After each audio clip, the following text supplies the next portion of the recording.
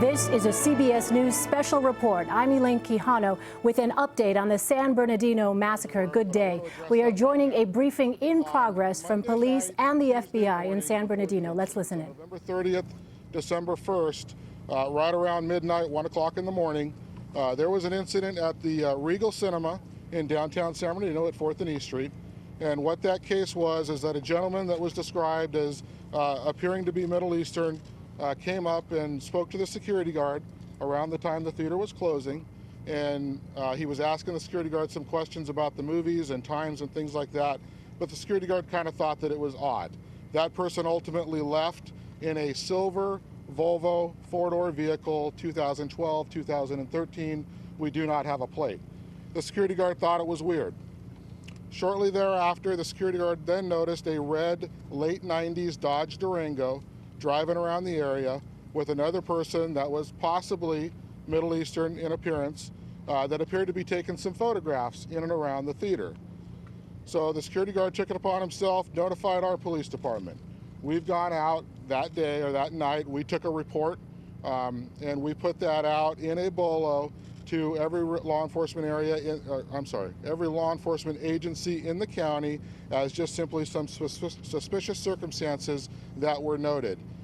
So that is all we have on that. And then it went into the regular investigative channels and protocols where the local JRIC was notified and they're doing investigative follow-up, looking at video, that sort of stuff, to try to determine if there's a real threat or to see if there's any plates associated with those vehicles. At this point, we have zero connection or zero evidence or information that connects that event with what happened here at the Inland Regional Center on Wednesday morning. So I want to make that clear. But as a result of what happened on Wednesday, the San Bernardino Police Department has been basically in a tactical alert type situation, meaning that we have every officer in the department working. We are on 12-hour shifts, so it's a 12 on, 12 off for all of our officers. We'll maintain that until we think it's appropriate to stand down. We don't have any credible information to indicate that there is a threat to this region right now. But I wanted to address that because of some things that came out to imply that we were hiding information. We are not hiding information from anybody, okay?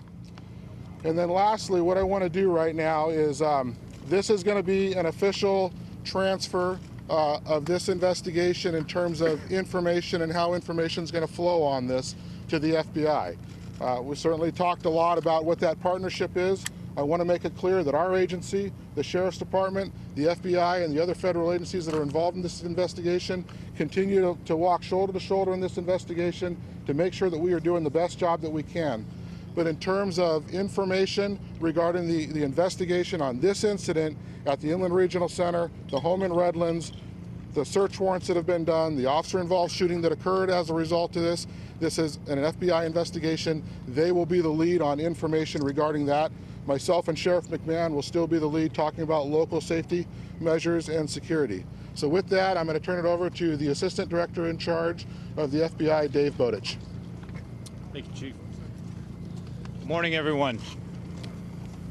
First off, I want to stress again to the families of the victims and to the friends of the victims.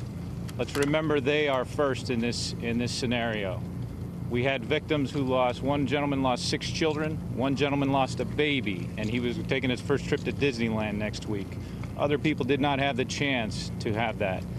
Every one of those lives counted, and we want to offer our sincere prayers to those families. Secondly, I want to stress the partnership. You have seen this united front, which is incredibly important for an investigation of this complexity. This is a very complex investigation. It is a very long-term investigation. My partners here from the San Bernardino Sheriff's Department, County Sheriff's Department, the San Bernardino Police Department, and the ATF have been incredibly important in this investigation, and we are lockstep in how we are handling this matter. I do want to go forward today and tell you that as of today, based on the information and the facts as we know them, we are now investigating these horrific acts as an act of terrorism. We have uncovered evidence that has led us to learn of extensive planning.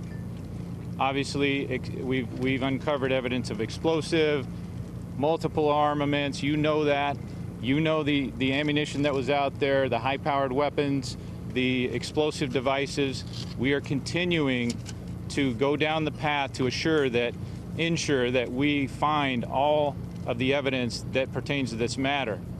We have also uncovered evidence that these subjects they attempted to destroy their digital fingerprints. For example, we found 2 cell phones in a nearby trash can. Those cell phones were actually crushed. We have retained those cell phones, and we do continue to exploit the data from those cell phones. We do hope that the digital fingerprints that were left by these 2 individuals will take us towards their motivation. That evidence is incredibly important. I want to ensure that everyone understands that just because the FBI has now taken the leadership based on the trajectory of this case, we're not just taking this on our own. We are going to continue down the same path we have been, which is a lockstep operation with these partners. That is important. They are the protectors of this community. We have the mandate to investigate terrorism to its fullest extent. We are working hand in hand with our other federal, local, and state partners. We are also working hand in hand with our foreign counterparts to ensure that we find any connections that pertain to this matter.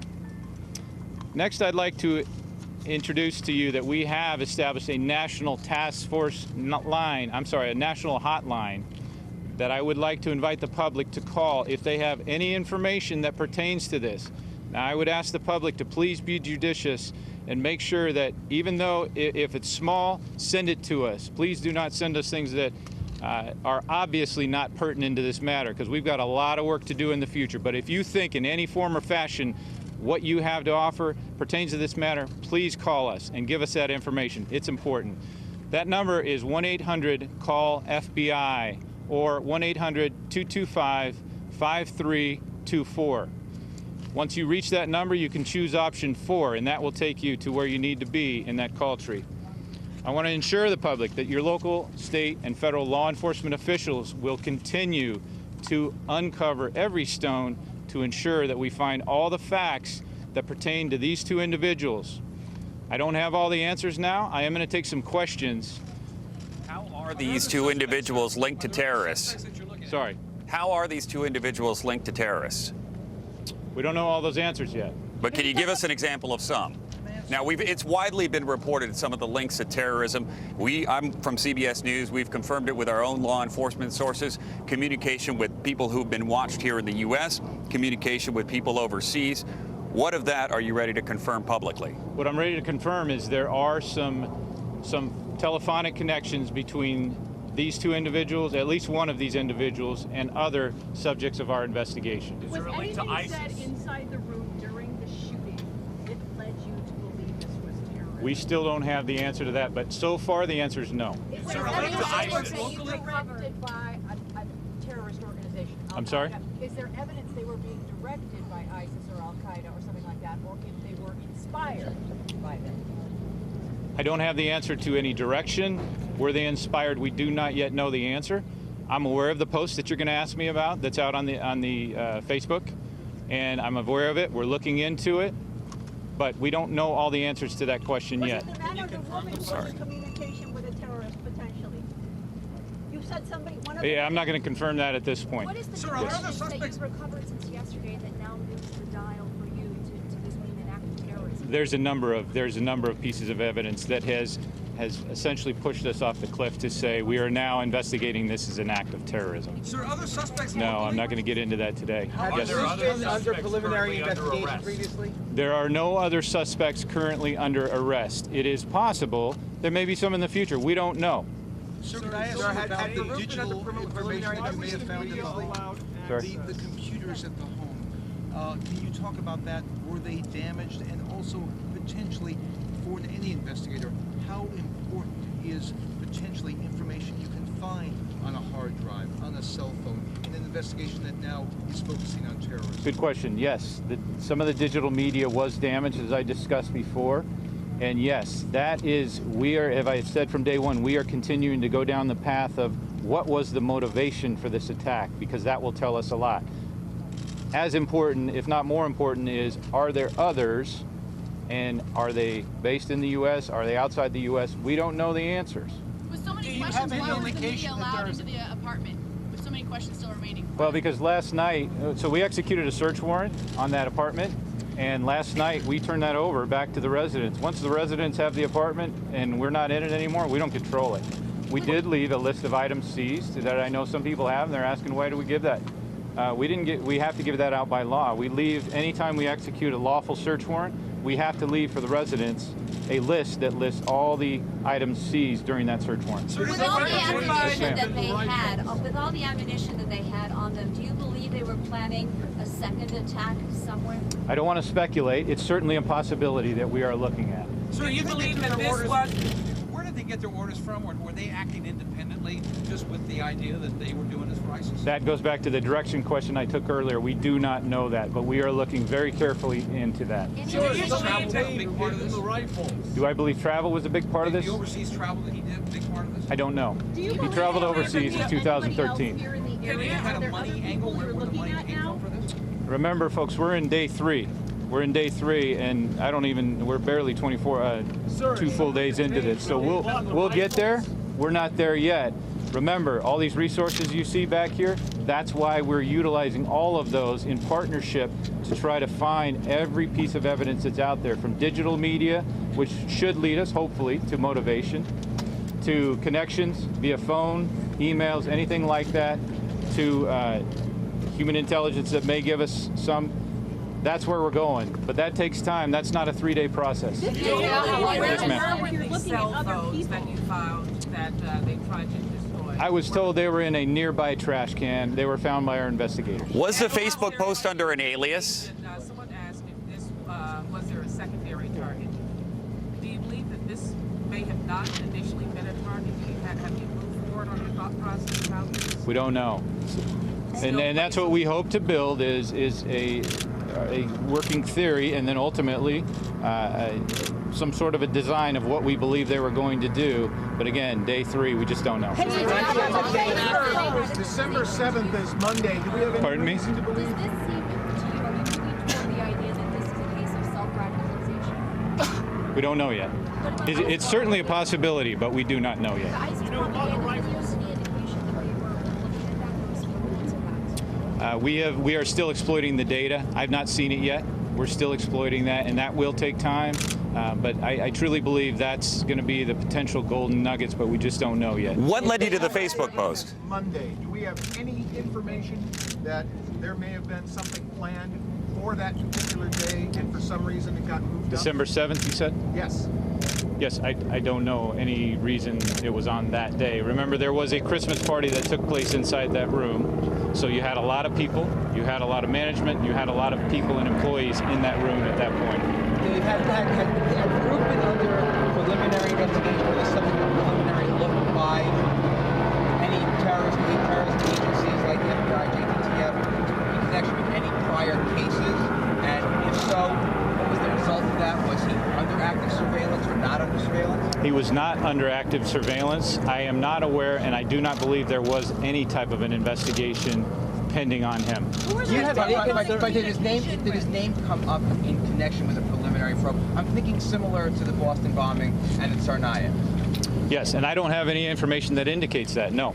Do you have any concerns about the press being inside the apartment today? There was a man there who became a law enforcement officer who took the landlord away and said he did not in fact have permission to let people enter the apartment, and the apartment was reboarded up a short time ago. Do you have any concerns about that being entered, even though you're saying you had wrapped up there? You're going to have to repeat that. I'm sorry. Do you have any concerns about the press entering the townhome this morning, even though you're saying you had completed your investigation there? Once we turn that location back over to the occupants of that residence, or once we board it up, anyone who goes in at that point, that's got nothing to do with us. So you say this is an act of terrorism. Does this mean this is the first time, if you conclude that it's ISIS, this is the first time ISIS has attacked America?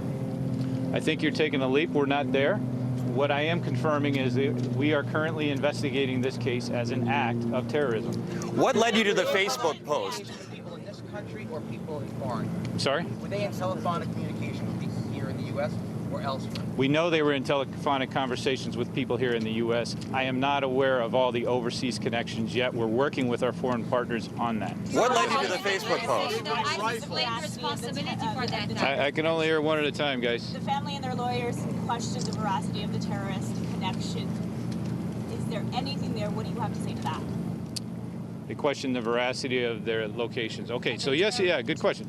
Yesterday, I said to you, the FBI is an organization that is apolitical. We are a fact-finding organization, and we deal in facts. I don't have all those facts yet, so I don't know the answer to the question you just asked me.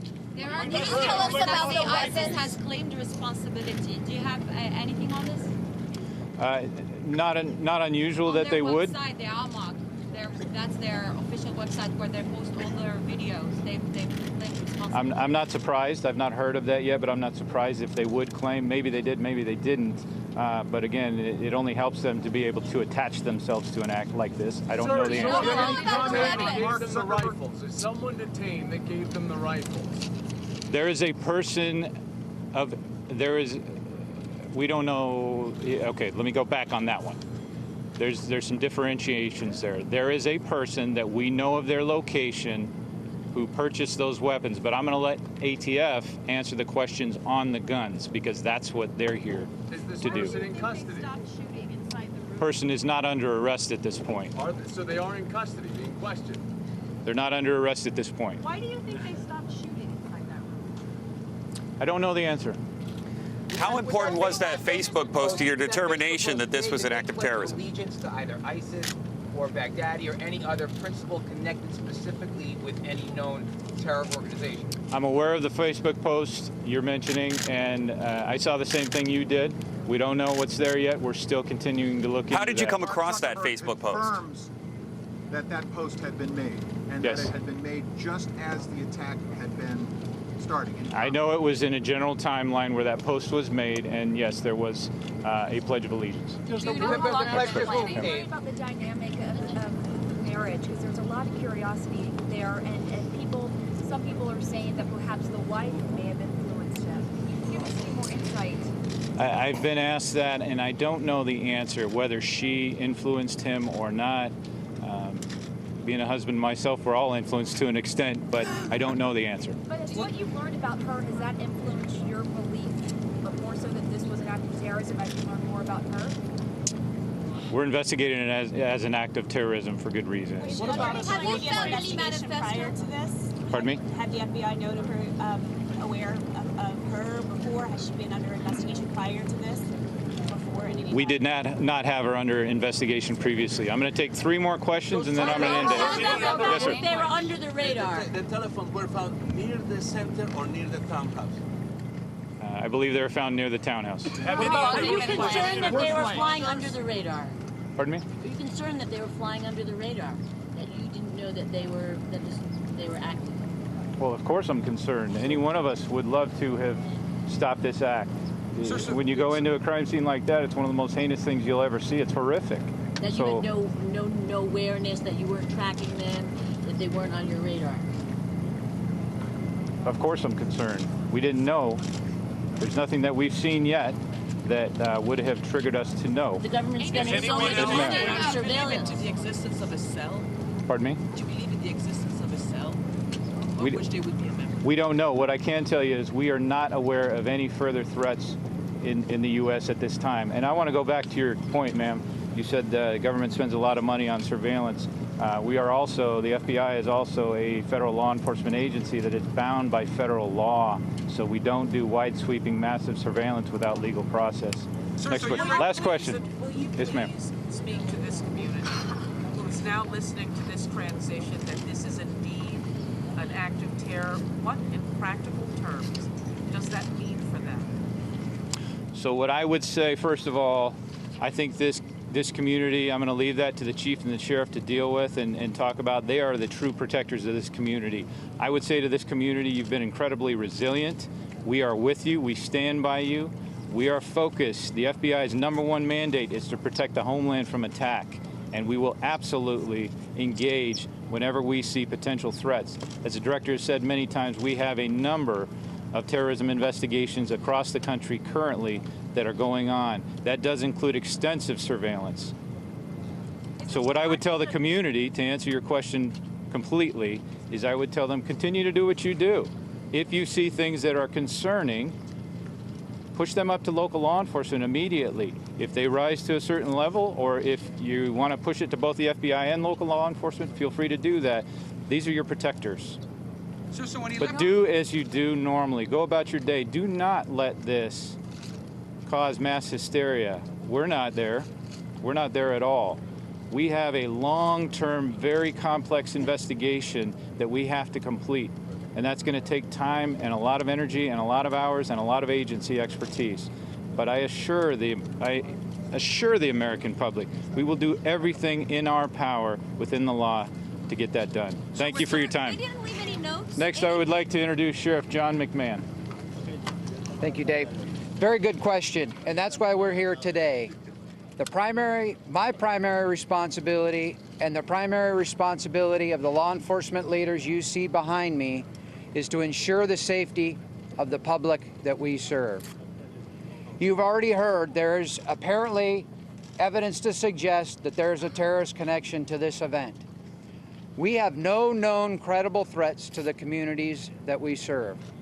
I would ask that the community remain vigilant. Don't hesitate to report any suspicious activity to the local law enforcement.